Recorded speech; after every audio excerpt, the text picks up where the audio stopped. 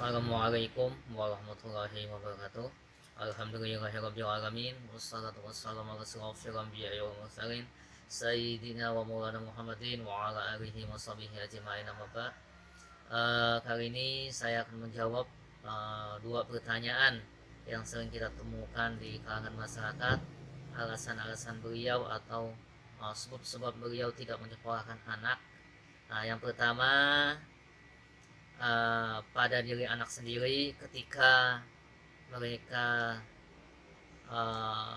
menuju atau akhir pendidikan SMA atau SMK, yakni ketika lulus. Maka ketika lulus ini timbullah pertanyaan dalam diri mereka. Contohnya saya juga dulu mengalami hal demikian, mau kemana saya ketika sudah lulus. Dan ini ada dua tujuan kita, ada dua arah kita, yakni bekerja dan kuliah. Namun langkah yang saya ambil pada saat lulus SMK, maka saya mengambil kuliah sambil bekerja. Dan kebetulan saya dulu waktu S1 mengambil Fakultas Pendidikan di Sekolah Tinggi Ilmu Tarbiyah Kabupaten Kota Baru, sehingga saya bisa bekerja sambil kuliah. Jadi saya sarankan kepada kawan-kawan atau kepada orang tua selalu motivasikan anak-anak kita untuk melanjutkan pendidikan, baik itu dia sekolah di pendidikan perguruan tinggi maupun di sekolah umum, misalnya di SMA yang backgroundnya akademis. Lalu bagaimana ketika kita tidak ada biaya? Ketika kita tidak ada biaya, sekarang sudah ada program KIP, Kartu Indonesia Pintar. Manfaatkan Kartu Indonesia Pintar itu untuk melanjut pendidikan, yakni S1 maupun S2. Karena saat ini pendidikan merupakan suatu penunjang ketika mau kemana kita selesai pendidikan. Walaupun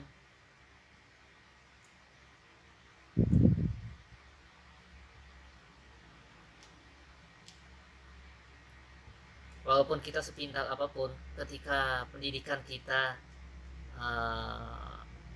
tidak mendukung, yakni dengan bukti yang nyata, yakni ijazah, dan diiringi dengan ilmu yang kita miliki, maka kita sangat sulit ditempatkan di tempat yang lumayan tidak memeras fisik kita. Artinya tidak terlalu membebankan fisik kita dalam bekerja, ya. Walaupun kita tidak kuliah dan lain sebagainya, memang kita pasti akan bekerja. Namun tempat bekerja kita itulah pasti akan beda dengan orang yang mengenyam pendidikan perkuliahan. Pengalaman saya bukan dari orang keluarga yang mampu, tetapi alhamdulillah saya dapat menyelesaikan pendidikan S1 saya. Bahkan saat ini saya dalam proses melanjutkan pendidikan S2 saya. Mudah-mudahan 1 tahun kemudian dengan cita-cita saya bisa mengabdi di pendidikan tinggi atau sebagai dosen. Pertanyaan yang kedua yang sering kita temui di masyarakat, tidak ada biaya untuk menguliahkan anak saya, katanya. Kembali lagi, sebetulnya saat ini pendidikan itu tidak bisa diukur dengan materi, tidak bisa dijadikan suatu alasan tidak ada biaya. Selama anak dan disupport oleh orang tua, pasti pendidikan itu bisa dilalui walaupun awalnya prosesnya sangat susah.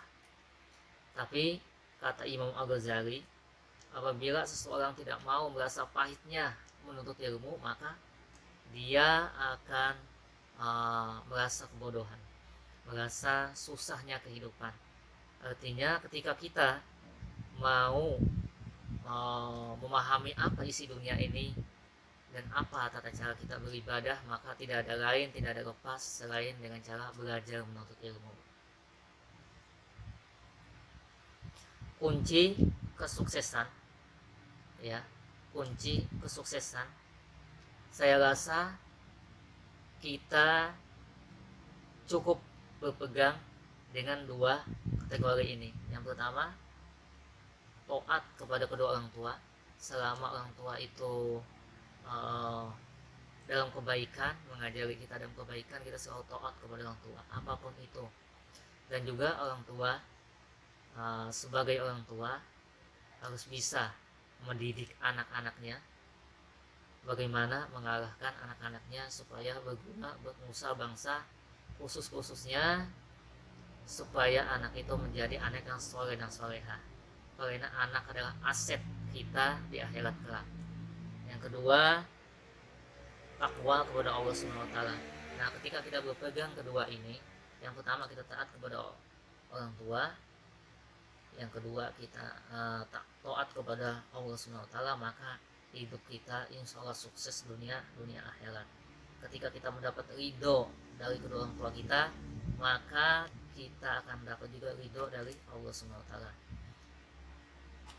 Ya, apa saja taat kepada Allah SWT? Artinya taat itu melaksanakan segala perintahnya dan menjauhi segala larangannya, sehingga hidup kita betul-betul terarah. Nah, jadi kesimpulan dari pembahasan saya kali ini, jadilah kita anak yang tidak mudah menyerah dengan keadaan kehidupan kita. Dari kondisi apapun itu, dari kesulitan apapun itu, terus semangat, terus berjuang untuk mengaungi kehidupan ini menjadi yang lebih baik lagi. Ya, ketika kita melaksanakan segala ketakwaan kita kepada Allah SWT, tidak mungkin Allah itu mempersulitkan kehidupan kita. Ya, baik, apabila ada yang mau dikomentari, silakan dikomentari di kolom komentar yang mengenai pertanyaan-pertanyaan ini atau mengenai hal-hal lain. Silakan, saya akan siap menjawab di video-video selanjutnya. Terima kasih.